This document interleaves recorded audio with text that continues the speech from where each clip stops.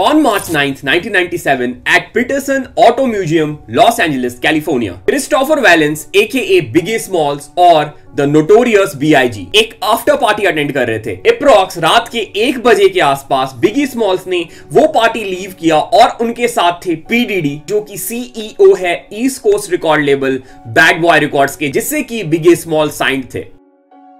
P DD कुछ और लोगों के साथ अपने कार में निकले और बिगी स्मॉल ने एक सेपरेट कार में एक ड्राइवर और उनके 2 फ्रेंड के साथ पार्टी लेफ्ट किया। बिगी की जो कार थी वो पी डीडी के कार को फॉलो कर रही थी अंटिल विल्सायर B1, जहां पे स्टॉप लाइट में बिगी की कार रुक गई और पी डीडी की कार वहां से आगे निकल गई। और जब बिगी की कार रेड सिग्नल पे रुकी हुई थी, उसके बगल में एक ब्लैक कार आके रुकी। उस कार के ड्राइवर विंडो से एक बंदे ने 4 गोली फायर किया बिगी के ऊपर। पी डीडी की कार उस ट्रैफिक सिग्नल से ज्यादा दूर नहीं थी। गन का फायर सुनते ही पी डीडी अपने कार से भाग के बिगी के कार पे पहुंचे और बिगी को मेडिकल सेंटर ले जाया गया। But at 1:15 AM, Biggie was pronounced dead. According to multiple witnesses, the driver was a black male with blue suit and with bow and a tie. So theory discuss करने से पहले I just want to point out a statement made by LAPD member Sergio Lobato. उनके according इस case को बहुत ज्यादा neglect किया गया था by LAPD Robbery Homicide Division. He said they were there that first night, but they were gone by the next morning and don't come back to the case until an entire month has passed. In 30 years, I had never seen that. A murder case involving a major celebrity that was not taken over by robbery homicide right out of the gate. And this was very strange. Okay, so यहां तक की story बहुत normal थी और may be तुम लोगों में से बहुत सारे लोग जो बिगी स्मॉल को फॉलो करते हैं या फिर टूपाक को फॉलो करते हैं, उनको यहां तक की स्टोरी पता होगी। पर इसके बाद हम डिस्कस करने वाले हैं कुछ ऐसे conspiracy theories around Biggie Small death that will surely blow your mind. और इस वीडियो के लास्ट में एक बोनस कॉन्स्पिरेसी थ्योरी है विच इज अगेन क्रेजी, तो उसको बिल्कुल भी मिस मत करना। थ्योरीज डिस्कस करने से पहले check the song of the day. हुंकार है अति भयंकर, उनके पीछे है शिव शंकर, बंदूक से होती है झंकर, फुट गए दुश्मन के बंकर, मौत से न होती है डर, खड़े रेत न झुका के सर, कभी से पे न होते निर्भर, युद्ध कर। तो इस गाने का नाम है हुंकार, आर्टिस्ट है UBR। बहुत ही अच्छा काम किया है भाई ने। सो मैंने इस ट्रैक का लिंक डिस्क्रिप्शन में डाल दिया। अगर तुम्हें स्निपेट पसंद आया तो ट्रैक जरूर चेक करना और भाई के ट्रैक पे जाके कमेंट ड्रॉप कर देना कि तुम रैप बॉट के चैनल से आए और रैप बॉट ने भाई को ढेर सारा प्यार भेजा है। जाओ भाई को सपोर्ट करो। The first theory is from Russell Poole, the former LAPD detective. According to him, Suge Knight, CEO of Death Row Records, along with corrupt LAPD cops, killed Biggie Smalls. और Suge Knight का possible motive ये हो सकता था बिगी के death के पीछे कि वो टूपाक के डेथ का बदला लेना चाहते थे, जो कि बहुत लोग मानते थे बिगी ने करवाया था। इसकी एक और स्ट्रॉन्ग एविडेंस मिली जब डिटेक्टिव पूल ने ये डिस्कवर किया LAPD के कुछ मेंबर पेरोल पे थे अंडर डेथ रो रिकॉर्ड्स और वो लोग एज ए सिक्योरिटी गार्ड सर्व कर रहे थे सुग नाइट को। और उनमें से एक मेंबर का नाम था ऑफिसर डेविड मैक। और डेविड मैक उस रात उस पार्टी में भी प्रेजेंट थे जिसको बिगी स्मॉल ने अटेंड किया था। और यहाँ पे सबसे स्ट्रेंज बात ये थी कि डेविड मैक जो है ओन करते थे ब्लैक इम्पाला और ये सेम ब्रांड और सेम कलर की कार है जिससे बिगी स्मॉल को गोली मारा गया था। And David Mack is also affiliated with Amir Muhammad, जो कि एक हिटमैन थे और ये दोनों एक दूसरे को कॉलेज टाइम से जानते थे। और आमिर मोहम्मद के फेस की डिस्क्रिप्शन सेम मैच करती है शूटर से जिसने बिगी को शूट किया था। And this evidence make detective Poole believe कि सुग नाइट ने आमिर मोहम्मद को हायर किया था to murder Biggie Small. And corrupt Los Angeles police department cops also played a role in it. A prison informant ने Mario हेमोट्स ये claim करते हैं कि सुग नाइट ने बोला था, My people handled the business, they took care of him, we just missed Puffy.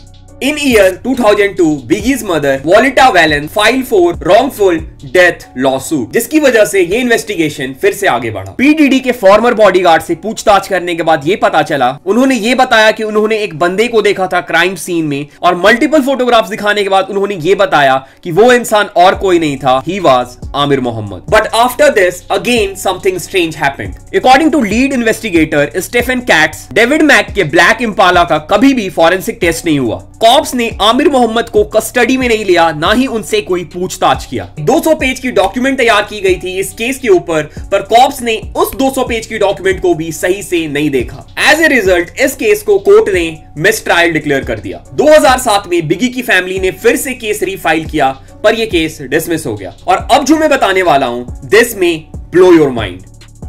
2011 में FBI ने एक फाइल रिलीज किया ऑन बिगी स्मॉल्स, जिसने ये रिवील किया कि Biggie was shot by a bullet जेको 9mm आर्मर पियर्सिंग एमुनेशन, और ये एमुनेशन इतना रेयर है कि यूनाइटेड स्टेट में इसके सिर्फ 2 डिस्ट्रीब्यूटर है। And strangely same type of ammunition जो है वो डेविड मैक के घर में पाया गया। 2015 में डिटेक्टिव रसल पूल की हार्ट अटैक की वजह से डेथ हो गई और ये केस उसके बाद कभी आगे नहीं बढ़ पाया। इतने स्ट्रॉन्ग एविडेंस और स्ट्रॉन्ग प्रूफ के बावजूद कभी भी किसी को अरेस्ट नहीं किया गया regarding Biggie's murder. And in the same year Suge Knight ने 2 लोगों के ऊपर गाड़ी चढ़ा दी और उसमें से एक की मौत हो गई, जिसकी वजह से सुग नाइट अभी भी जेल में सजा काट रहे हैं। ओके, सो ये जो थ्योरी था इसके लिए हमारे पास कुछ अच्छे एविडेंस थे, पर कुछ वाइल्ड थ्योरीज भी है रिगार्डिंग बिगी स्मॉल्स डेथ। पहली वाइल्ड थ्योरी है कि कुछ लोग ये बिलीव करते हैं कि FBI ने टूपाक और बिगी को मरवाया था, क्योंकि उस समय ईस्ट कोस्ट और वेस्ट कोस्ट की राइवलरी बहुत ज्यादा बढ़ चुकी थी और उनकी वजह से बहुत ज्यादा वायलेंस हो रहा था। और मे बी FBI को यह लगा हो कि इन दोनों की डेथ होने पे मे बी वो इस वायलेंस को स्टॉप कर सकते हैं। एक और वाइल्ड थ्योरी ये है कि बिगी स्मॉल्स अभी भी जिंदा है और उन्होंने अपने डेथ को फेक किया था। अगेन लाइक ये थ्योरी जो है वो टूपाक की थ्योरी जितनी स्ट्रांग नहीं है, और जैसे मैंने बताया है कि हर आर्टिस्ट के डेथ के बाद ये थ्योरी सुनने को जरूर मिलता है। And there is a last crazy bonus theory जिसके अकॉर्डिंग पी डीडी किल्ड बिगी।